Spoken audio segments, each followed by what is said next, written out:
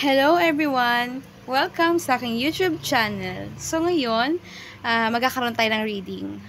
This time, ang topic natin, no, kung compatible ba kayo ng person mo. So anyways, ang tagal-tagal ko nang hindi nag-upload sa YouTube channel ko, no. Yung last upload ko is about 2 months ago. Again, kasi mas nag-focus ako sa Facebook page ko and sa TikTok account ko.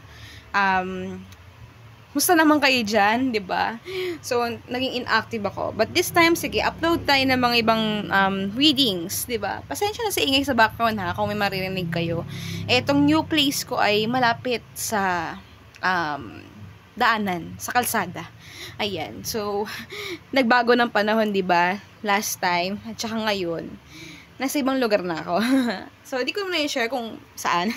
Char. So, anyways, kung hindi ka pa nakakapag-subscribe sa YouTube channel ko, sa mga bago pa lang dito ha, sa mga kapanood nitong reading na to at hindi ka pa nakasubscribe, please subscribe and also pa-follow po sa aking TikTok account, Readings by Elle, and sa aking Facebook page, Readings by Elle. Mahalaga rin yan ha, na naka-follow kayo sa Facebook page ko kung gusto niyo ng free readings dahil mas madalas po talaga sa Facebook page ko ako nag-live.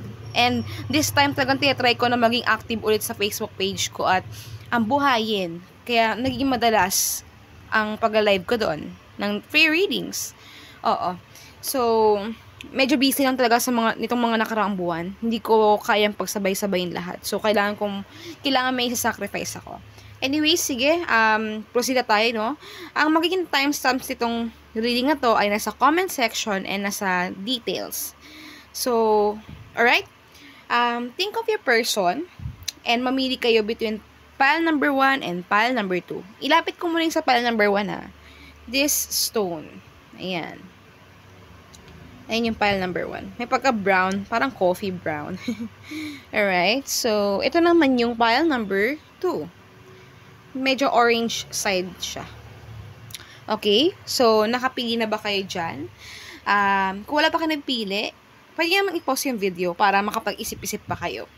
And then, kung okay na kayo, proceed kayo sa timestamps. Okay? Para marinig nyo na yung reading. So, gamitin nyo ang inyong intuition or yung kutob ninyo. Kung alin dyan yung, sa tingin ninyo nun, parang nararapat na bunutin or piliin. So, mag-i-start na ako sa pile number 1. Ayan, so hello sa mga pumili ng pile number 1.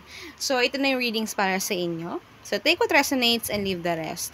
Although, hindi 100% sa mga makakapanood sa inyo ay makaka-resonate dahil general ito, no? At saka, iilan din kayong manonood. That's why, masyadong malawak ang energies. Meron dito na mensahe para talaga sa inyo and meron namang iba na nakalaan para sa mga ibang tao na makakapanood nito. But, ang sign naman na para sa inyo yung message is kung naka-resonate kayo. Okay? So, sige, i-summarize ko na anong resulta, anong readings, or anong energies ang pinapakita ng pile number 1. Sa nakikita ko pile number 1, kayo ni person, sige, sabihin ko, may mga pagkakataon na minsan parang nagkakaroon kayo ng misunderstanding, or para bang alam niyo yung sa relationship or sa pagsasama na para bang hindi kayo nagkakaintindihan, meron kayong mga pag-uugali na para bang ikaw, hindi mo gusto yung ugali ni person. Si person din niya rin gusto yung ugali mo. May mga ganong instances. Pero kasi, sa nakikita ko naman, both of you guys, you're trying your best naman na para bang makipagkasundo or meron kasing love dito eh. 2 beses lumabas. Knight of Cups at saka Knight of Pentacles. Masyadong seryoso ang energy para sa mga pumili ng pile number 1. Masyado kayong seryoso ni person para sa isa't isa. Kumbaga, even though kahit may misunderstandings, may conflict, pero para bang pipiliin niyo pa rin isa't isa. Ganun. O, diba?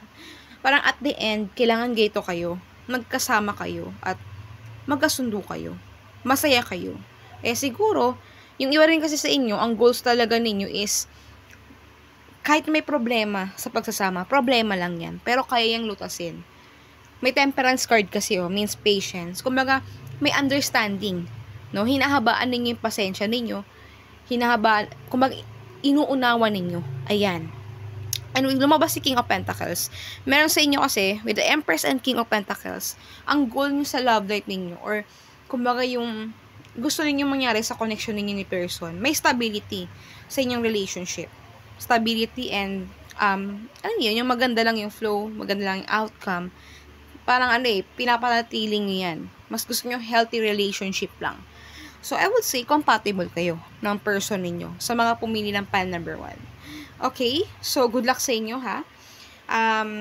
Anyways, kung hindi kayo naka-resonate sa reading na ito, or sa pile na to, pwede pa naman kayo pumili or check nyo yung pile number 2. Ayan. Dalawa lang naman yung options natin for now. So, kung di kayo naka-resonate dito, baka maka-resonate kayo sa pile number 2. Pero kung di pa rin kayo maka-resonate, then, kung gusto nyo ng ng reading na mas mag-accurate sa inyo or mas makakuha yung energy ninyo, I would suggest talaga na mag-private reading kayo.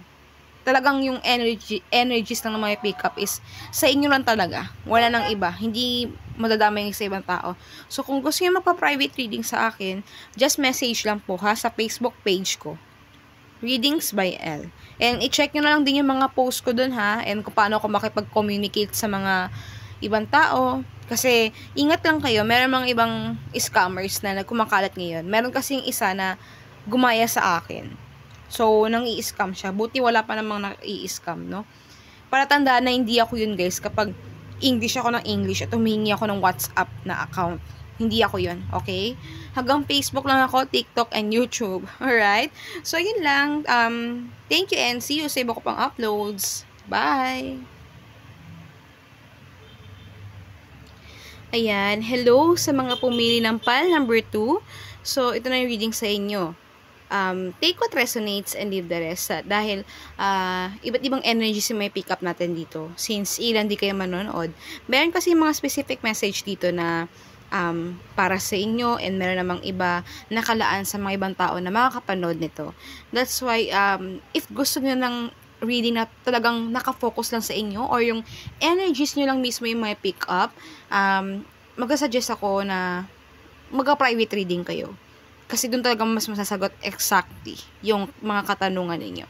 So, kung gusto niyo magpa-private reading sa akin, guys, just message lang sa aking Facebook page, Readings by L. So, ang ginagamit ko lang talaga na social media platform sa Facebook, TikTok, and YouTube. Check nyo rin yung Facebook page ko, ako na yung mga pinapost ko, para malaman nyo kung legit ba yun or hindi.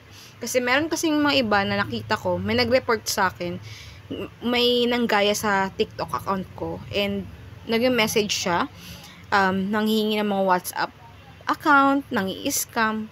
So, wala pa namang nabiktima, no? So, ingat-ingat lang. Malalaman nyo naman na hindi ako yun kapag puro English ang response ko sa inyo. So, nagatagalog ako, guys, okay? So, anyways, yun lang. Proceed na tayo, Ang topic natin is, compatible ba kayo ni person? Sino ba tong person ninyo? Sige, unahan ko na. Meron sa inyo may pagka ma-pride na energy. Lumabas kasi sa The Emperor.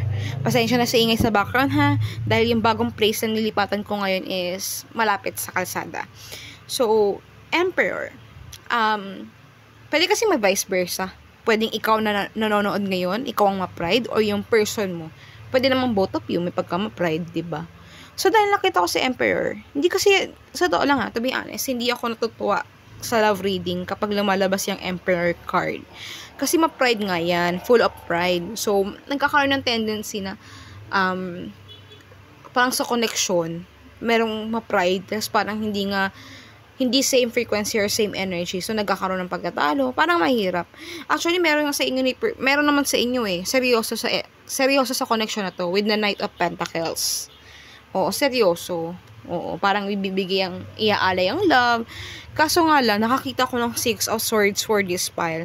6 of Swords, pag alis yan, or parang pakikipaghiwalay. So, ang masabi ko, meron sa inyo, mukhang dadaan sa hiwalayan with your person. Kasi nga, meron nga talaga sa inyo ma-pride Maaaring magkaroon kayo ng misunderstanding sa ugali. Ayan ang na-essence ko.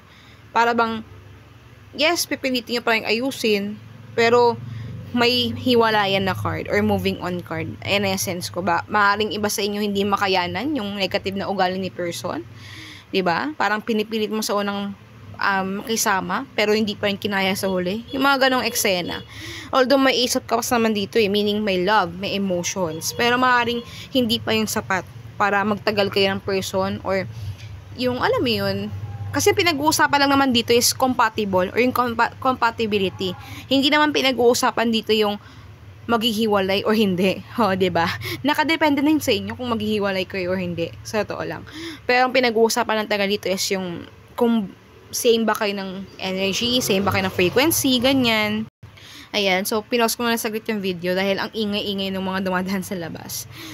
Anyways, ano pa bang sabihin ko? Ayun, so dehado ko, 50-50 sa pal na to. So, I will say no ha, kung sino man yung naka-pick ng pal number 2. Pero hindi naman lahat sa inyo ay makaka-resonate dito or talagang sa inyo tong reading na to. Okay? So, ayun lang. See you sa ibang uploads ko. Thank you and bye!